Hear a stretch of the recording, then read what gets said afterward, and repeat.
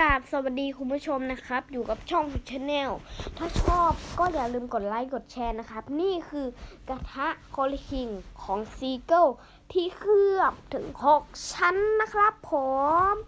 จากนั้นก็ตั้งกระทะวันนี้เราจะทำอะไรครับลูกเราจะทำไข่เจียวหมูสับครับคุณผู้ชม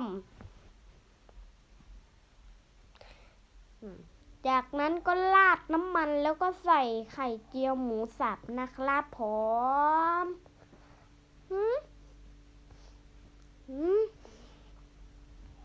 จากนั้นก็ไปหยิบตะหลิวนะครับผ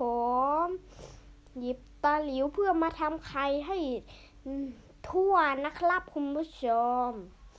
ซึ่งก็ไม่แปลกนะคนเขาก็ทำกันแหละ โอเคคุณผู้ชมกระทะนี่มีข้อดียังไงครับลูกเป็นกระทะเทฟลอนข้อดีก็คือ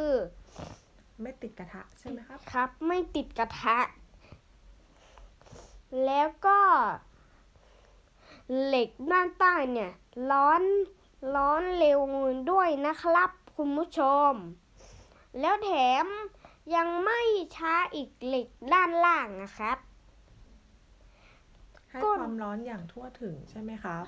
ครับให้ความร้อนอย่างทั่วถึงเพราะมันร้อนเร็วไงครับแล้วอย่าง